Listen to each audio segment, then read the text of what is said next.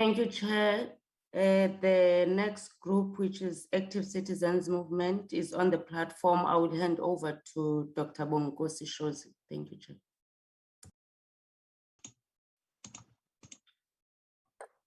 Thank you.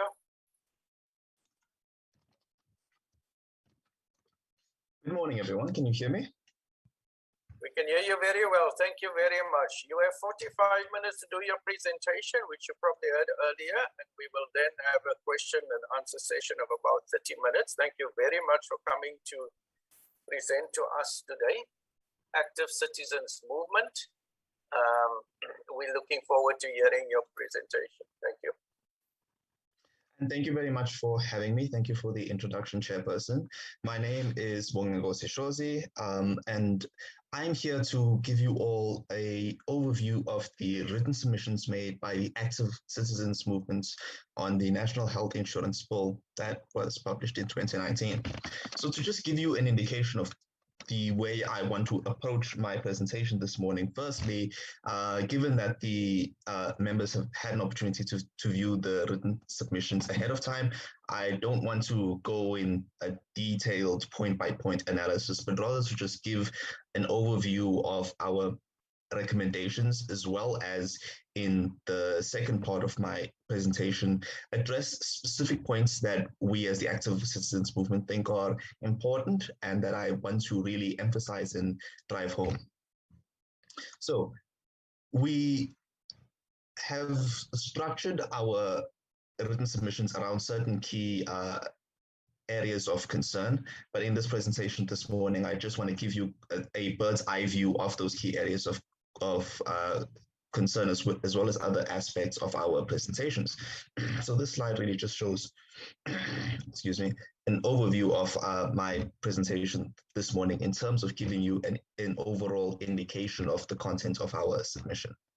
So first and foremost, I think it's important for us to emphasize that we are unequivocally in support of universal health coverage. We think that it's an important cause that unfortunately has been delayed by various factors. Indeed, if one looks at the reports by the Universal Health Coverage Global Monitoring Group, UHC has really gone through a slow process of development globally. And therefore, we think that this initiative to bring universal health coverage to South Africa is an important one. And we are, again, very much in support of it, specifically because of the various lacks in the health system in South Africa. As many of you probably already know, only 70% of South Africans have medical insurance, and the rest rely on the public health system, which is problematic because in the private health system, we face extremely high and exorbitant costs. And in the public health systems, because of various infelicities within that systems and the continued deterioration of state infrastructure, many people who need healthcare can't access it. And so we've made various submissions that we think can help the NHI bill create a strong and independent national health insurance bill, which is important in the broader context of what we describe as a crisis of governance that we've seen in South Africa in recent years. With shortcomings in things like service delivery and various state-owned enterprises collapsing, we think that it is in the best interest of South Africans that the national health insurance create institutions that are functionally independent and are therefore strong enough to deliver on the various promises of the bill. The statement of belief is something that we included at the beginning of our written presentations to essentially communicate the basis upon which we both support the National Health Insurance Bill, as well as the basis upon which many of our recommendations are based. I won't go into it in any level of detail, but broadly, we are in support of principles of equity, cross-subsidization, and social solidarity. And those inform our support of the NHI bill, but we also think that it's important that any sort of movement in the universal healthcare space in South Africa be guided by the principles of transparency and accountability, and address certain structural barriers and social impediments, as well as remedying the current issues within the public health system.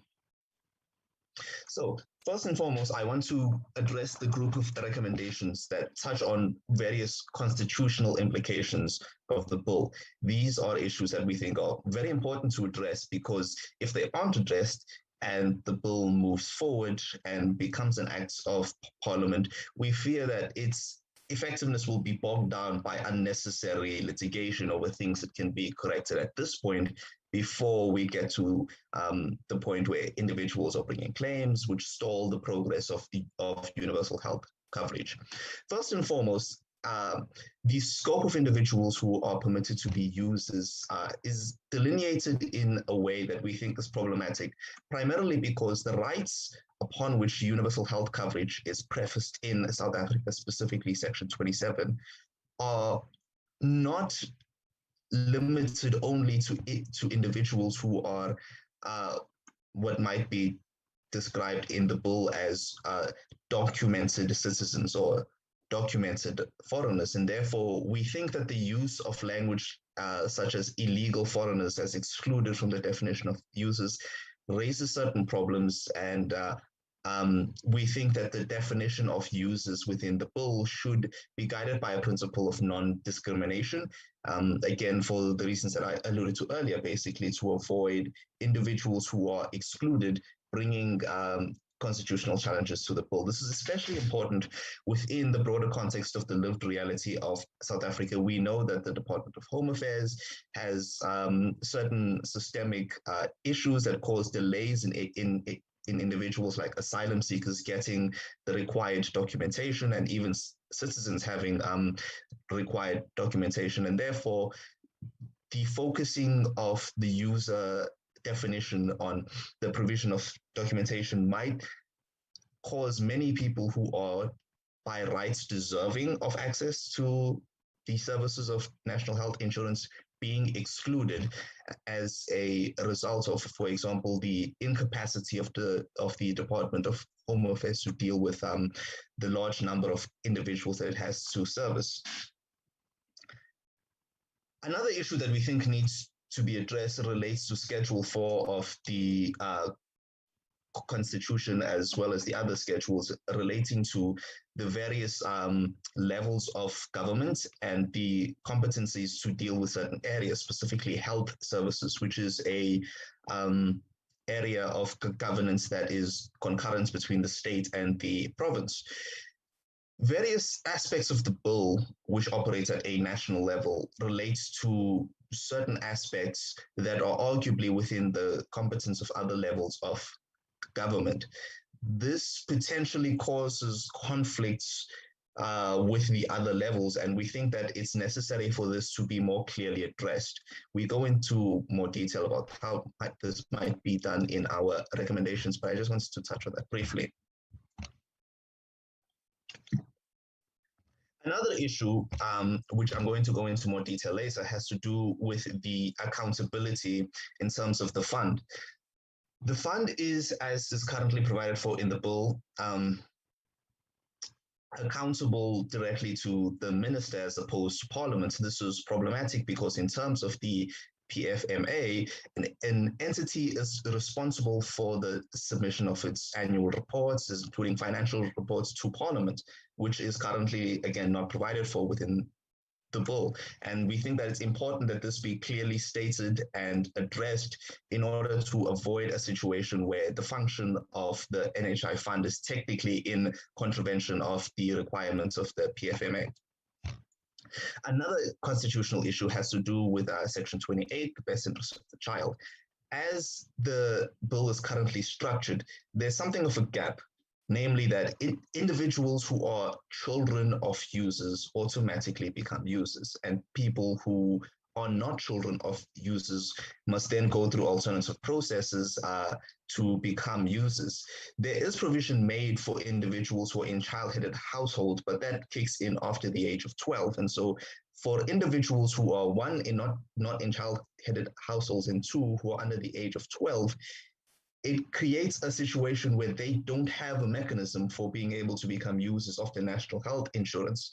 We're thinking specifically with this individuals who are the children of persons who, for whatever reason, unreasonably prevent their children from accessing national health insurance. We think that because of these children's rights in terms of Section 28, provision needs to be made for circumstances such as this. Now I want to touch on, as I mentioned before, some important governance issues, because this is really our main concern with the bill as it stands. One of the biggest issues, which has been touched on in earlier presentations, and I'm sure by other submissions on other days, is the fact that the fund is intended to function as an autonomous Schedule 3A public entity, but various key individuals within the structure of the NHI fund are accountable to and appointed by the minister. This is frankly bad governance, and we think that it's important that this structure be addressed in a way that gives it more independence in a similar fashion to other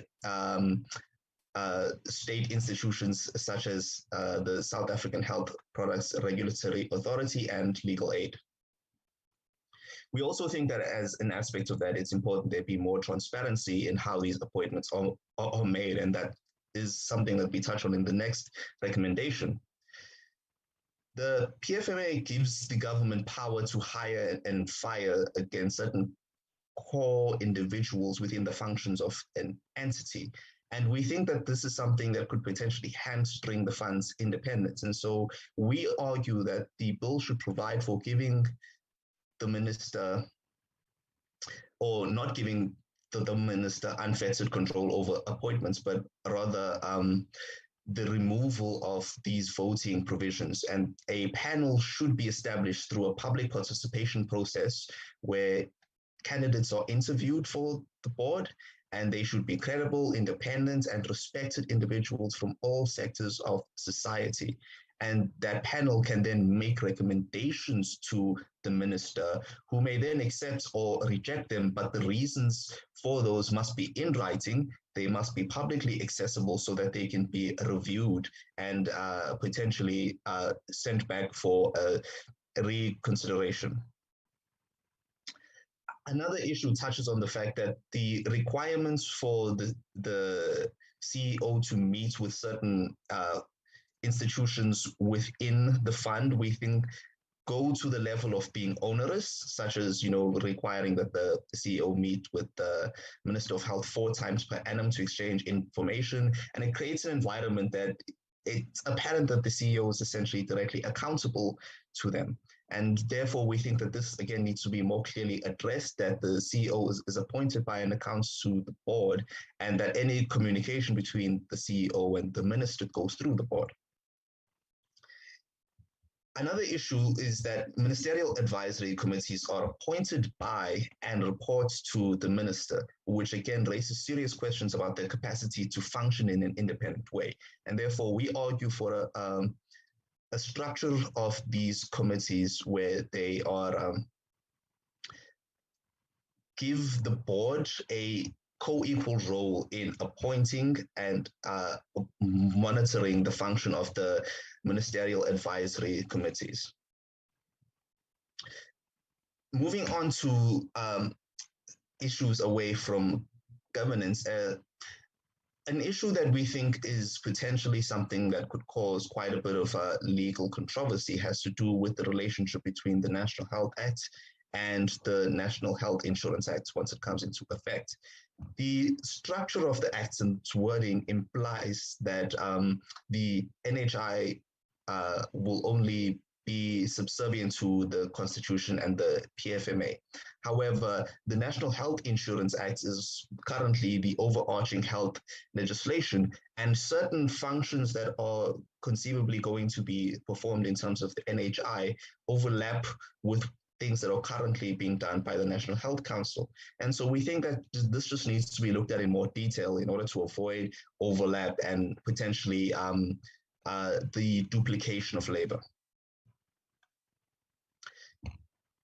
Something that, again, I'm going to touch on in more detail has to do with the role of medical schemes. briefly here, there's been a number of questions about how medical schemes will be impacted by the national health insurance system. And we think that it would assist in allaying the concerns of many South Africans. So this was something that was addressed more clearly within the bill itself, including how the current role of medical schemes will be phased out.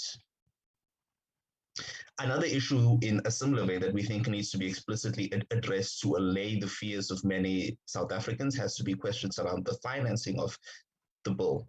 And this has to do with the cost of the administration, as well as how mechanisms will be built in to avoid fraud and corruption. And we make a number of recommendations in this regard, such as how annual tariff increases need to be reviewed by the Treasury with the final approval being made by the minister.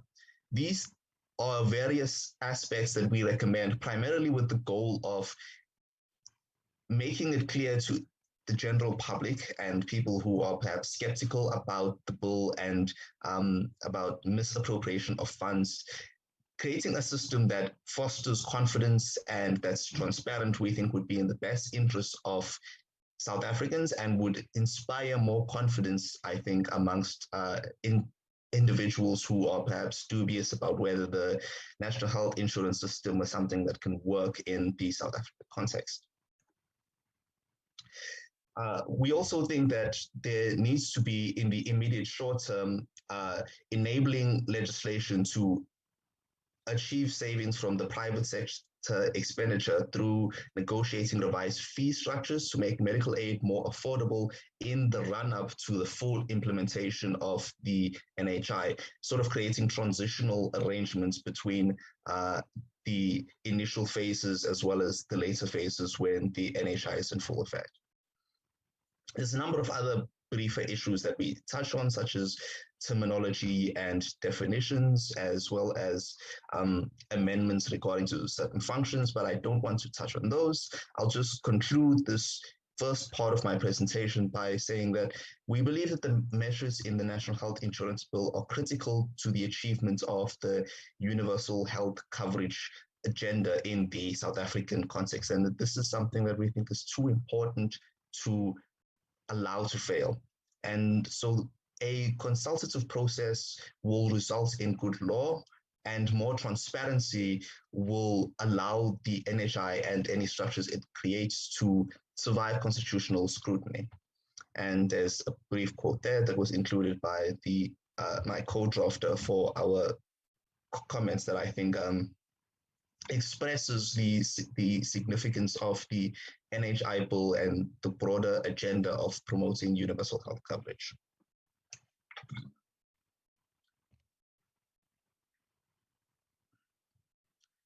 Now, I just am going to stop sharing my screen because the points I'm going to talk on are addressed in specific slides, but in more detail within the submissions that we've made. So I'm just going to direct the members to specific pages and briefly and concisely state the contents of our recommendations within the context of those particular recommendations. So firstly, I want to address the issue of governance, independence, and accountability, which we speak to on pages 5 to 6 of our written submissions. You can also see our recommendations in slides 7 to 9 of the presentation that I just went through. This issue is perhaps one of the greatest areas of concern for South African systems, given the various controversies in recent years regarding the governance of state entities. And we think good governance requires both independence and accountability.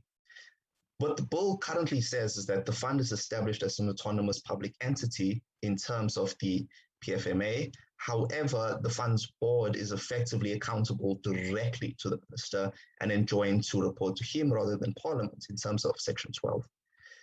While the PFMA stipulates that an autonomous public entity ought to report to Parliament, and that's in terms of Section 51, 1F of the PFMA. This critically undermines the fund's accountability to Parliament and is potentially an unconstitutional delegation of power on the part of Parliament to the Minister of Health, and therefore we recommend that the bill must state clearly that the fund reports directly to Parliament for the exercise of proper oversight.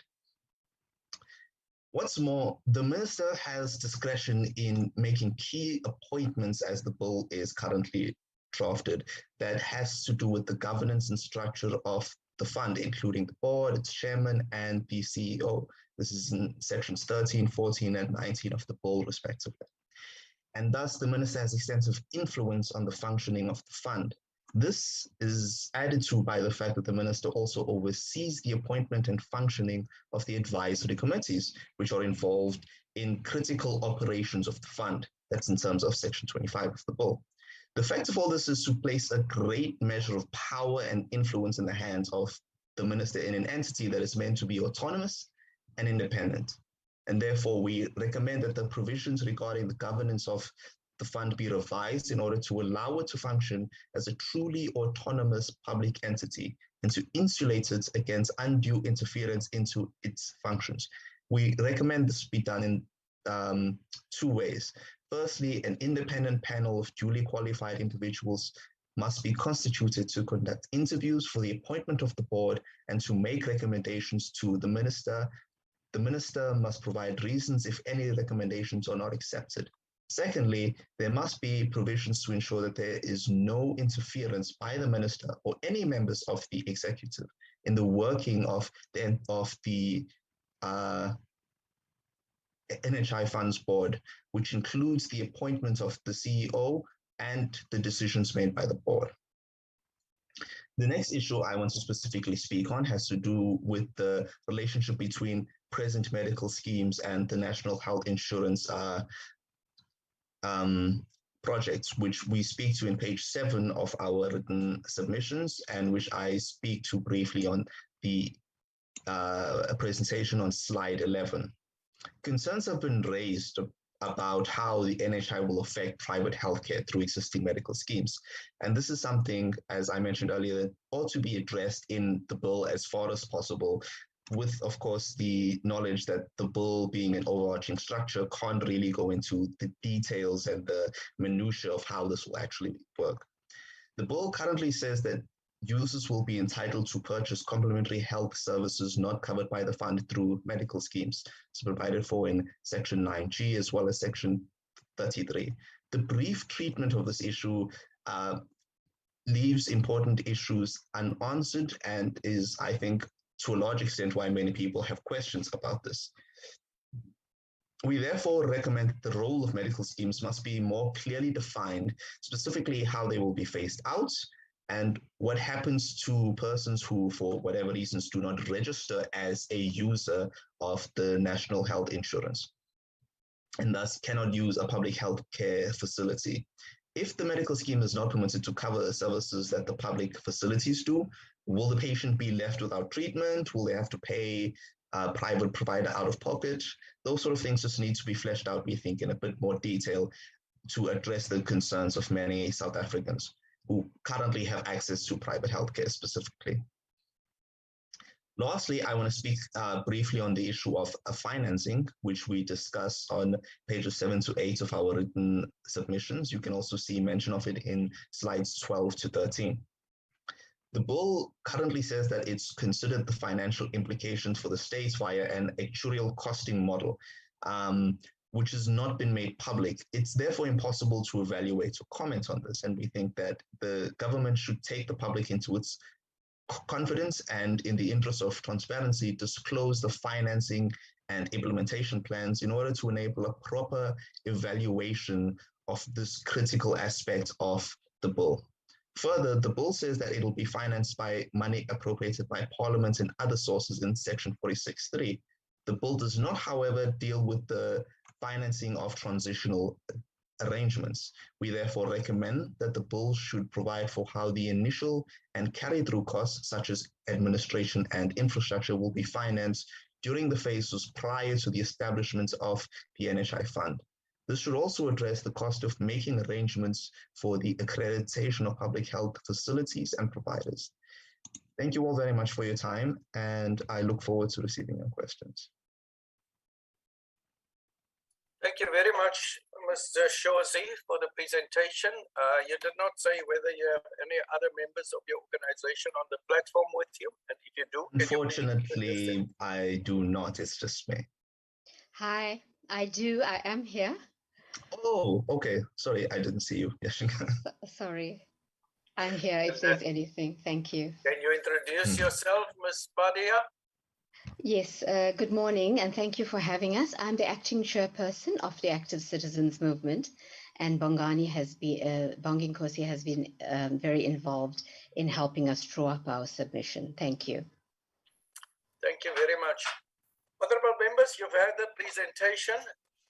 I see very few have indicated that you want to ask any questions. We have Honorable Munyai, then followed by Honorable Gela and Honorable Habart. Any other members who want to ask any questions, you're very welcome to just shout it on this platform now. Honorable Siwela, your hand is raised. Is that about a question? Honorable Siwela? Chairperson, yes, it's about a question. Yes, thank you very much. Honorable members, any other members who want to ask any questions to the Active Citizens Movement? Otherwise, we will go with those. First will be Honorable Munyai, second Honorable Gela, thirdly Honorable Habart, fourthly Honorable Siwela. In that order, thank you very much. Thank you, Honorable Chair and Honorable esteemed members and the presenters. I want to ask the following question, Honorable Chair. One is that the concern, your concern, I'm referring to organization that presented here, about the lack of alignment between the National Health Act. It is noted. Are you aware that the National Health Act is mentioned 34 times in the NHI bill? Are you aware of that? Maybe for your reference, Section 54, subsection 8, subsection 4H, also state that in order to enable the introduction of the National Health Insurance, the following legislative reforms or amendment will be initiated: a Medicine and Related Substance Act, Health Profession Act, Medical Schemes Act, Mental Health Care Act, National Health Act, and other relevant acts. This is a matter of fact. It is also important that I must ask the other question, which I am going to do now.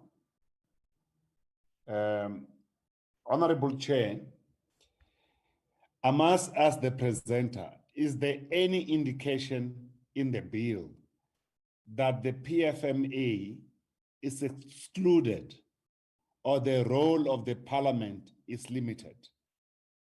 It's important to ask that question. How do you therefore interpret Chapter 5 of the Constitution of the powers of the minister? Is ACM proposing that Section 5 of the Constitution be amended? It is very imperative to get this clarity. The last question, you have asked that you want to know how the medical aid should be protected.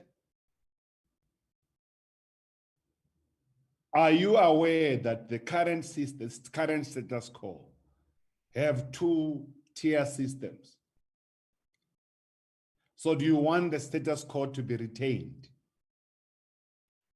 One for the rich, primarily handled by medical aid schemes, and those that are administered at aid schemes, and the others for the people that are excluded. Because precisely the NHI is intended to help all the people regardless of their socioeconomic status, whether they are rich or poor, and so on. What is your view? It will be glad to to get your answer to this question.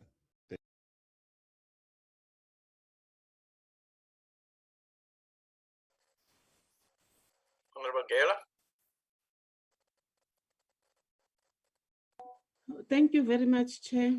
Let me also welcome the presentation from Active Citizens Movement. My first question, your recommendation that the fund chairperson and its CEO must report annually to Parliament is well received, which is something that is going to happen. We are noting that, and it's have you noted section 51, subsection 1 on annual reports submitted to Parliament? This section states that as the accounting authority of the fund, the board must submit to the Minister and Parliament a report on the activities of the fund. Do you need a further clarity in this regard? That will be my first question, Chairperson. The other question that I want to ask, ACM appears to be of the view that the bill has excluded a certain categories of children from benefiting from the South African health system. Has the presenter familiarized himself with chapter 2, section 4 of the bill and section 28 of the bill of the Constitution? May I get some clarity as to where this is done in the bill? The other question, Chairperson, what is the ACM's proposed alternative to the use of the term illegally foreigners? What would they find to be a term or phrase that is non-discriminatory? Would alignment with the term used in the Refugees Act of 1998 be acceptable? My last question, Chairperson, is the ACM aware that currently the Minister of Health is empowered to appoint the boards and CEOs of a number of entities and statutory regulatory bodies that fall under the National Department of Health? Why does it seem that the ACM is very opposed to the same approach applying to the NHI fund and its structure? Thank you very much, Chair. Thank you, Chair, and also thanks the presentation from Active Citizens Movement. Only one question. The ACM has highlighted areas in the bill which they refer to as constituting bad governance. My question to you is, to whom should the NHI fund be accountable to if it is considered as good governance? If it does not report to the Minister of Health as the national executive or cabinet member signed such responsibility in section 91, 92, and 101 of the Constitution? I thank you.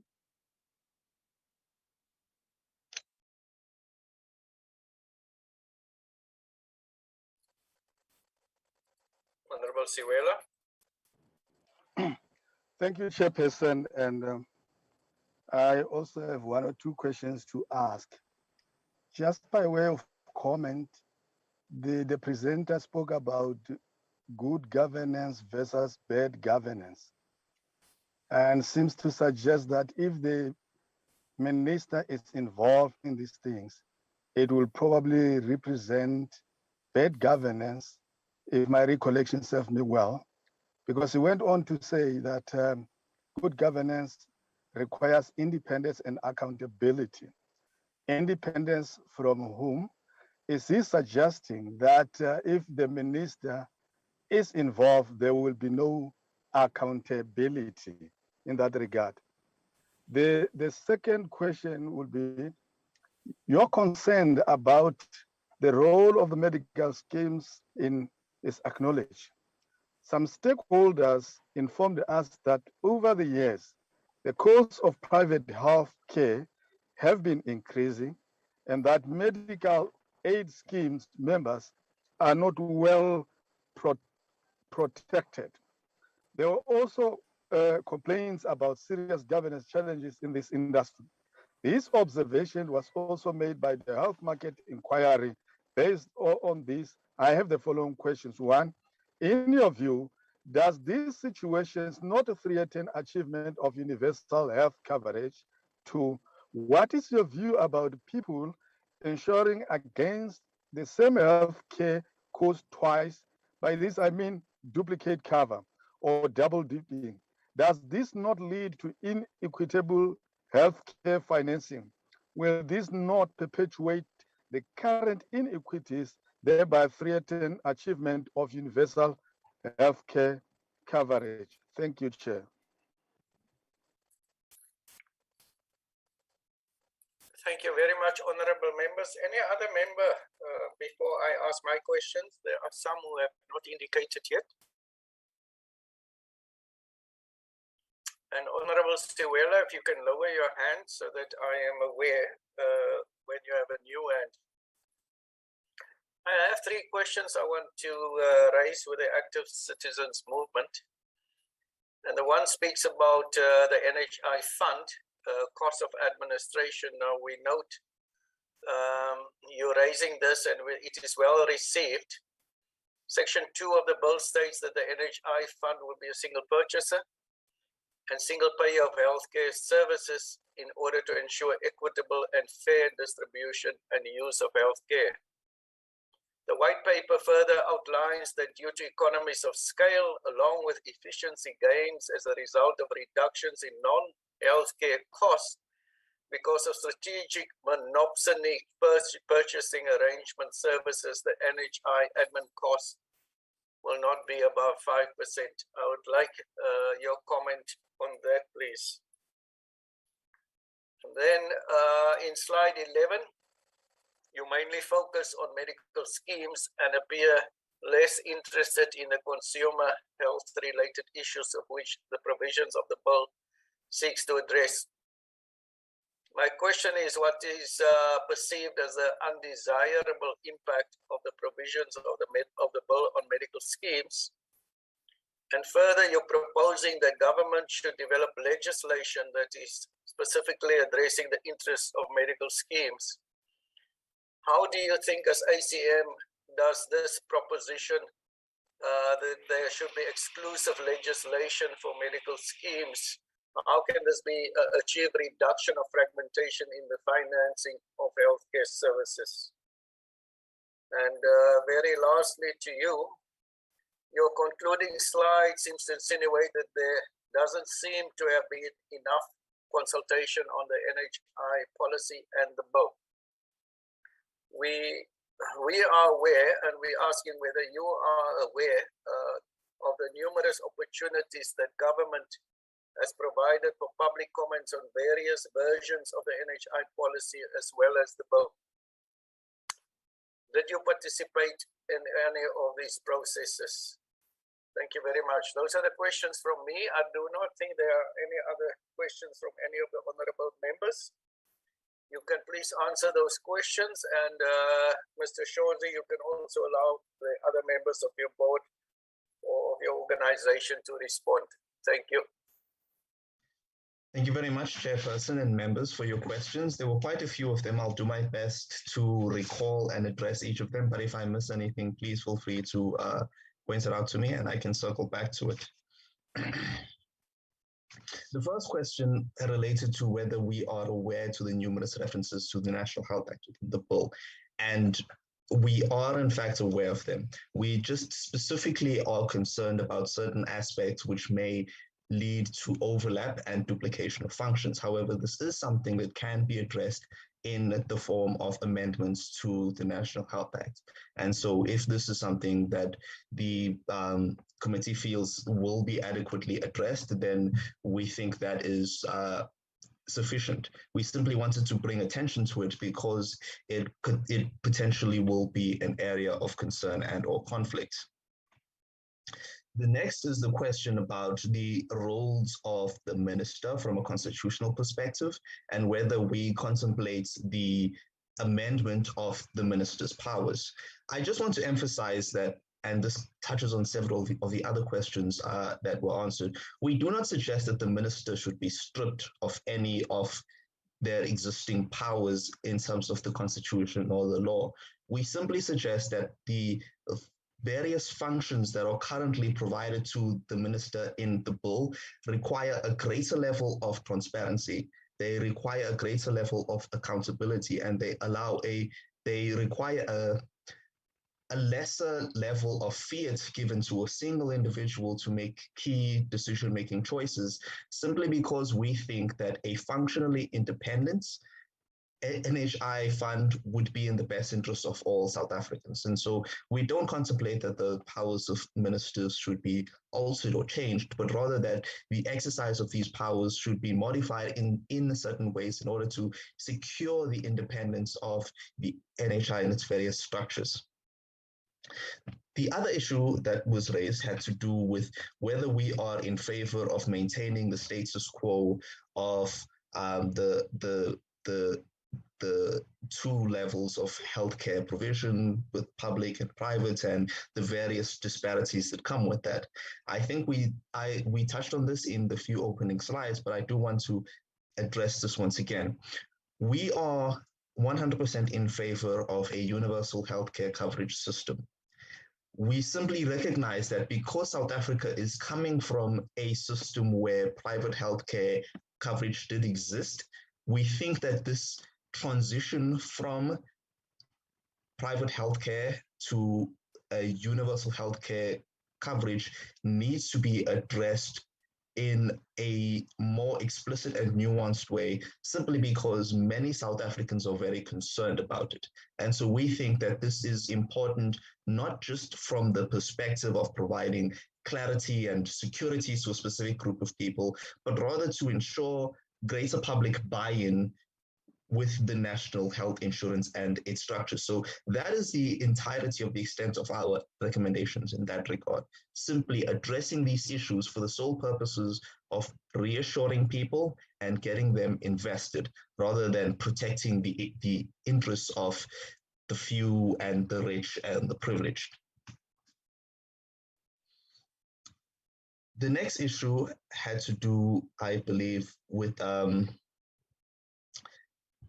Section 51, although I was not entirely sure about the exact nature of the issue regarding that section. So perhaps the individual who raised that question can clarify for me. But as far as I'm aware, it had to do with whether we were aware that there were currently provisions for reporting on the part of the NHI fund to both the minister and parliament. And yes, we are aware of it. We simply think that the current wording is such that it creates the impression that the fund in various of its functions, including reporting, has to go through the minister. And we think that this needs to be addressed in more detail, such that it is clear that the fund is directly accountable to parliament in relation to certain functions like financial reporting. Regarding the exclusion of children, this is something that we go into in specific detail in our written submissions, but if I can just briefly try and address it. Essentially, within the current structure of Section 5 of the bill specifically, children over the age of 12 are capable of being registered within the national health insurance structure as users. However, children under the age of 12 can only be registered with the assistance of an adult if they are what is termed as a child-headed household. So what that does then is create a situation where children who are under 12 and not in child-headed households cannot without the consent of their parents, become a user in terms of the National Health Insurance Act. This creates a circumstance where if a parent unreasonably refuses to register their child as a user and that their child is under 12, that they cannot become a user as the wording of the bill currently is. And so I hope I've given clarity on that. Regarding the use of alternative terminology, I think the person who raised this question at the same time answered it as well. We are, again, in support of adopting the language used in the Refugee Act. And so I don't think I need to go in any more detail there. And as to the issue of why we're opposed to the fact that the minister in various other institutions has the ability to appoint key individuals such as boards and CEOs within the Department of Health, we recognize that this is the status quo. However, as we allude to in our written submissions, in the various positive examples of state-owned entities functioning well and functioning effectively, there is a level of independence that is required in order to allow those institutions to function effectively. We think that given the importance of national health insurance, we need to ensure that the fund and its board and its CEO are able to be in an environment that allows them to focus on promoting the best interests of South Africans and are not put in a position where they are subservient to a specific member of the executive.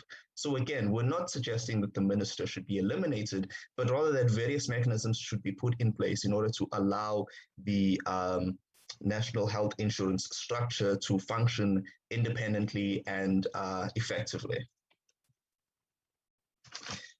There was also a question raised about if the board and the fund is not to be accountable to the minister, then who should it be accountable to? I think I've addressed that with my previous answers. And so I'm going to move on to the next question about what is our view on the possibility of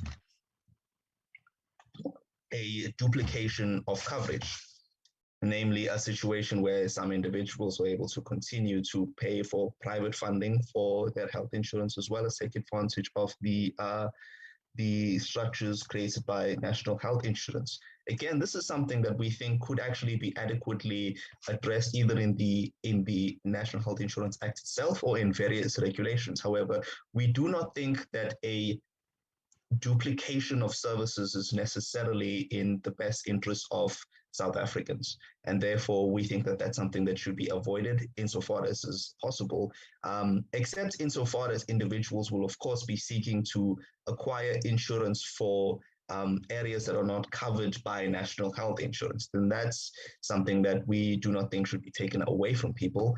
But insofar as basic healthcare services, we think everyone should fall under the same umbrella. Regarding the question on purchasing arrangements, we are aware that this has been addressed somewhat. We simply call for in our written submission specific clarity, and I can direct the members to our written submissions for more detail on that. Regarding, again, slide 11 and how we think addressing the issues with private healthcare coverage as it currently exists aligns with the goal of reducing the fragmentation in our society. I again just want to reiterate that we are not defenders of the private healthcare system or individuals who are currently benefiting from that system. We simply recognize that because of the magnitude of concern that people have that are currently making use of public healthcare coverage, the future of public healthcare coverage needs to be addressed so that South Africans can understand what's going to happen to them and how the future of the universal health coverage will be charted in the South African context. Regarding our comments on public comments in the last slide, If insofar as we created the impression that we are not aware that there's been extensive public consultation, I apologize for creating that impression. We were simply emphasizing its importance, and indeed we are very impressed by the lengths to which this committee and government as a whole has gone to involve members of the public, ourselves included, who were part of the public consultations here in KwaZulu-Natal. So that was simply just an emphasis on our part and not intended to suggest that there had been necessarily failings on the part of the committee. I hope I've addressed anyone's questions, and if there are any follow-up questions, I'm happy to address them. Thank you, Mr. Shozi. Any other members from your organization want to answer any questions? Thank you. I think Dr. Shozi has covered us adequately. Thank you. Thank you very much, Dr. Shozi. Members, we've now had the presentation. I want to thank Dr. Shozi and his team for this presentation, and we are also thankful for the answers which you had provided us to the questions which were raised by the honorable members. Any last comments from yourselves? My only comment is to express on behalf of the ACM as a whole that we support the work of this committee, and we're happy to have provided constructive recommendations for how this work can be improved. Thank you very much.